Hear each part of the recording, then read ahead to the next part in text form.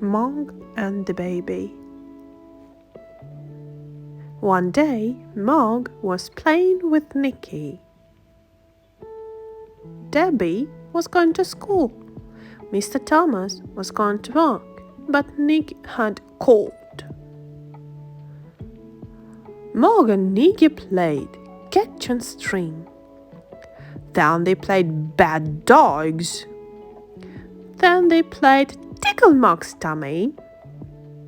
And then they played the ball. Suddenly they heard a noise. It was a crying noise. It was a very loud crying noise. Mrs. Thomas said, "Look who's here. Mrs. Clutterbuck had brought us her baby. We're going to look after it while she goes shopping." The baby looked at Mog and stopped crying. It said "Psst" instead. "Oh, it's trying to say puss," said Mrs. Thomas.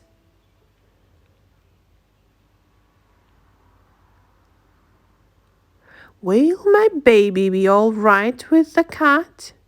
"Oh, yes," said Mrs. Thomas. "Mog loves babies."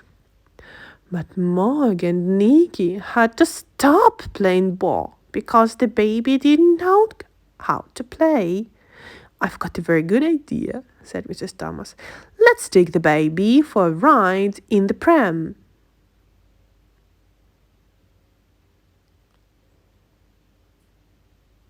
The baby liked riding in the pram. It said, "Psst, I've got a baby in the pram too," said Nicky. Mog said nothing, but she was not happy. When they came back, it was lunchtime, but the baby didn't want to eat its lunch. It said "Psst" instead.